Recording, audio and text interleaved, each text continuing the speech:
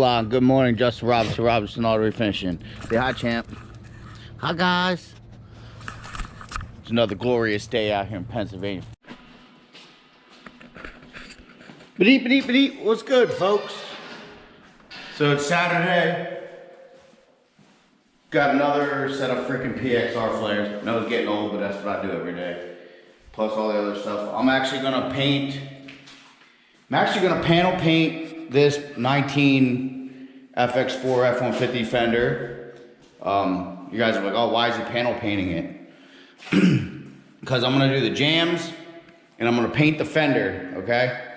And then when we go to put it on, it's already pre-painted. All we gotta do is scuff it back down, and then we can blend into the door and paint the other parts to it. So this way we can kill a couple birds with one stone, such as hanging it, getting it adjusted, putting it in the right place. And it's already the color, so I don't gotta seal it or anything afterwards. Cause sealer's heavier, it'll go in the jams and everything. I'd rather just not even deal with it. We can do it this way, it makes it easy. So I'm gonna get that done here today and paint a set of flares. Relatively easy. I have the camera going, you guys can watch. Then we'll go from that. Uncle Brandon might pop in tomorrow and put the fender on for me. Still waiting on a couple parts, man. It's that season, Christmas. Everybody's still trying to wake up from the holidays, I guess, because I ordered this stuff about probably 2 weeks ago. So it's finally all now. I'm waiting on like 1 or 2 parts. It is a newer truck, so parts are a pain in the ass anyways, and they're expensive as shit. So I guess all this stuff's coming straight from Detroit. So hopefully by tomorrow or Monday, I'm supposed to have all the rest of the parts I need. But you know how this stuff goes if you do anything with this industry. There's always 1 or 2 things you gotta wait on, find out if you have it or not, figure it out. So pretty sure that's what's gonna happen. But I'll get a little footage of me spraying this stuff and then go from there. We'll add it into everything else that we're doing. I just figured I'd give you guys a heads up to tell you exactly what we got going on. We'll go from there. Yeah. So we'll get her going. Like I said earlier in this, we got a bunch of projects starting. We had projects, we get done with projects, and we always got more projects. I always tell myself, hey man, let's chill on the projects for a while. Now that I'm filming the shit, kind of need the projects. So we're just gonna keep plugging away on our daily thing here at Robinson's Auto Refinishing. But now we're gonna start adding some more content. So me and Big Mel, Uncle Mel went and talked to some dude today in town about some parts and stuff. We'll be revealing that here coming up. I gotta make the decision tonight if I want to go that route or not. Pull the trigger. Mel's ready to rock. He already got all the cash. I gave him all the cash just in case. I just gotta pull the trigger, give him the go ahead. Then we can set it up and go pick it up. I guess I'll film the stuff as we go with that. I'll probably ride along, or I'll have Uncle or somebody ride along, get the footage of that when everything gets picked up, if it goes down. We'll go from there. Like I said, we got big things coming. Picked up another project truck. Obviously, we got Rodney Rangerfield. Sorry, guys, it's getting dark. I got the shop lights off. Miles Conserve Electric. PB&L shit around here is crazy. So obviously, I'll pan around, give you the little footage that we got going on right here. Obviously, no Rowdy Rangerfield right there. She's beat up, but she's awesome. Ran into a little problem with the rear end of that thing, which shouldn't have been a problem, but it is.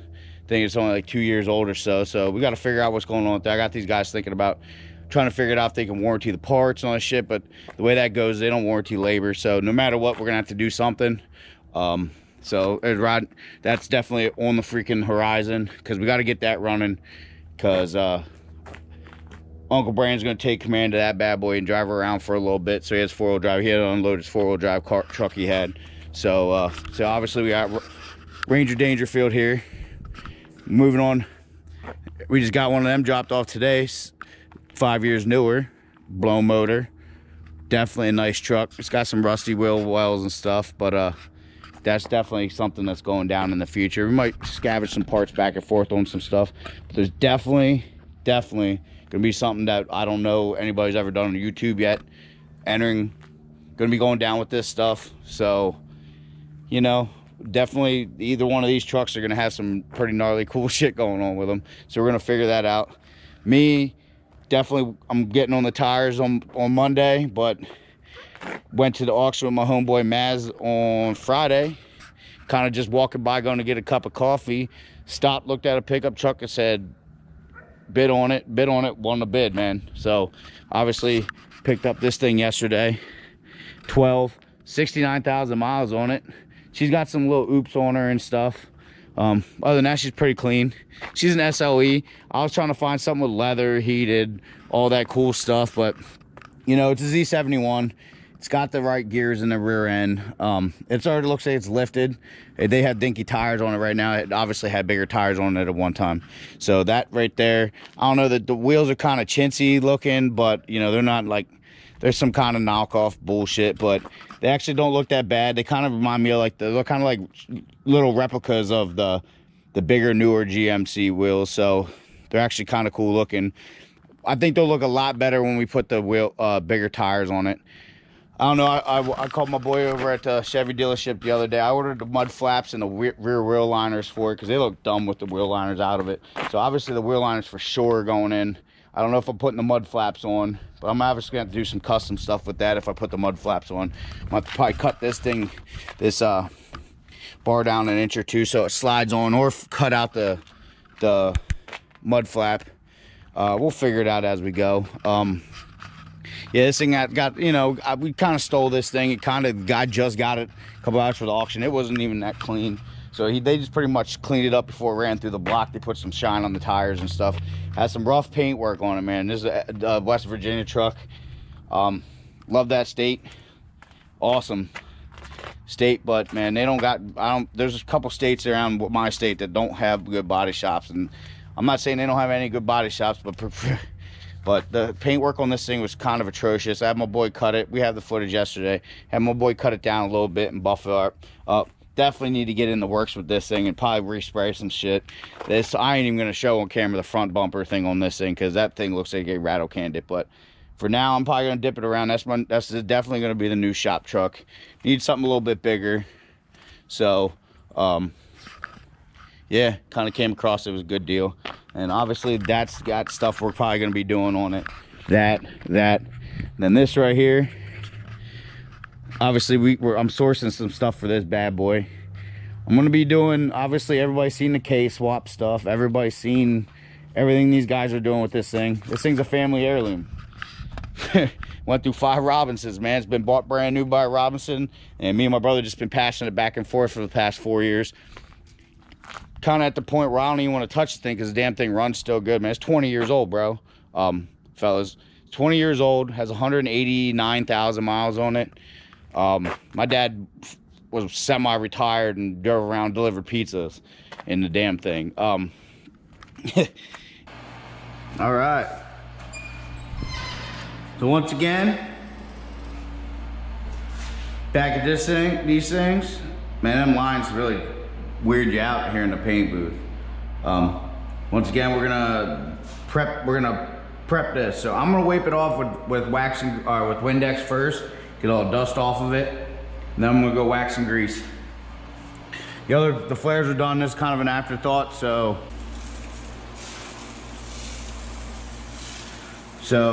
stuff gets pushed off. That thing's not a hurry. So definitely gonna be painting that on Monday. Tomorrow we're gonna do one more set of flares, PXR flares. So tomorrow I'm probably gonna do the set of flares, and I'm gonna put the fender to that in the back, and I might actually do kind of the same thing I'm doing here, so we can put the fender on. Actually, I will be doing that. It'll make life a million times easier. So I'll paint that one back in the back. It don't matter if there's gonna be a metallic in the air in here or not, because it's gonna get repainted anyways. But I'm gonna put it up there towards that side so none of the metallic would sit on it anyways.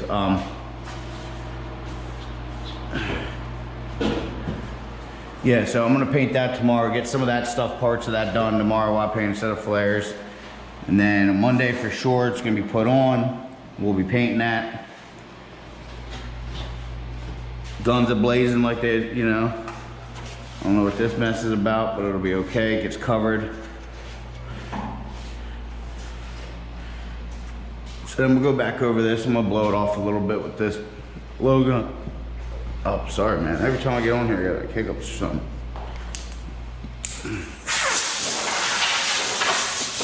So I'm gonna seal this. Probably gray sealer, but you know, I'm guessing. I'm probably gonna seal this. I'm gonna paint this whole thing silver. And I'm gonna paint these PXR. So what we're doing, use these for future reference again. Now we're over this with wax and grease.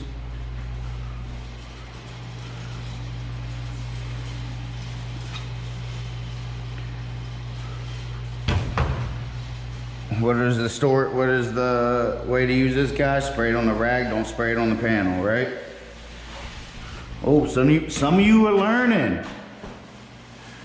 I think I'm gonna start having the Uncle E sessions here where sometimes he's videoing, sometimes it's just me. Let me know what you think, man. I think most it gets smoother if I'm videoing because I like to talk, so when he's around I kind of don't talk as much and it's kind of hard for him to see where I want him to be. So he's got a lot of shit he needs to edit anyway, so he might not be filming quite as much. But I'm gonna start quizzing him. Man, you're seeing all this stuff. YouTube is a powerful tool. The reason encyclopedias don't sell no more, man. When I was a kid, we had encyclopedia salesmen come around and stuff. Encyclopedia Britannica. I got a nice encyclopedia set, actually, from my parents. There's a reason they ain't around anymore, man. All these platforms, Google, you know, YouTube, all this stuff, man, people learn off of it. Man, every time I got something I don't know about, I Google it, I YouTube it. If I do know about it, I Google or YouTube the stuff just to see how somebody else does it. You know? I pride myself on knowing a lot of crap, but I ain't the smartest guy in the world. Somebody found an easier, quicker way to do it, I'm on that. Special stuff, you know, is a little questionable. A lot of the information I get is from other people. You gotta think about it. It's on the computer, it's on Google, and people had to mess some shit up to get that information. Why would you mess it up on the same path they did if you have the power of the tool right at the end of your freaking finger? You can Google or YouTube it, man. That saves a lot of time, a lot of money, a lot of headaches. So I use it. Hopefully this stuff I show you guys, I've been doing this for a while, you know, I don't gotta be actually doing, like, watching this. I do this shit with my eyes closed. But if it helps you guys out at all, I did my job, right? So that's when I'm gonna start quizzing Uncle E. Quiz Uncle E Day, you know? What you been learning from these videos?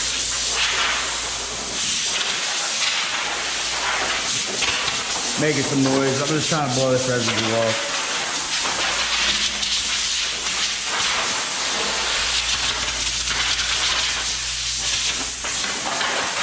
So we're at like Quiz Uncle E Day or something like that.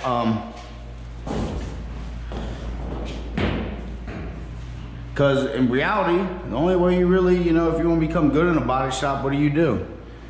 You watch the dudes that are like, you know, if you're just starting out with this shit, pushing a broom. They don't let you touch no $100,000 car. Everybody starts somewhere, so what? You get that, you're pushing a broom, you're the shop guy, you're the shop bitch. Then you work your way up. Next, old man, you get to touch the old Toyota Corollas and all that shit. Work your way up, work your way up. You build this shit by levels, right? So if this helps anybody that's kind of interested, any younger guys or anything like that, I'm doing my job, right? I like to help educate. like to help educate. Actually be a dream, it's kind of a dream of mine to help educate doing this stuff. So I like to pass on what I know. If it helps anybody, I did my part, right? So definitely people could do this faster, nicer, cheaper. But I didn't see them yet, so yeah. So if you like what we're doing here, you like what you see, you want me to keep going with this stuff, want me to keep having the camera in my hand, on my head, however you like it, just push that like button, ding the bell, subscribe, please. You don't have to, but I'm gonna beat you into submission with my charm anyway, so you might as well just do it ahead of time. I'd appreciate it. We all appreciate it.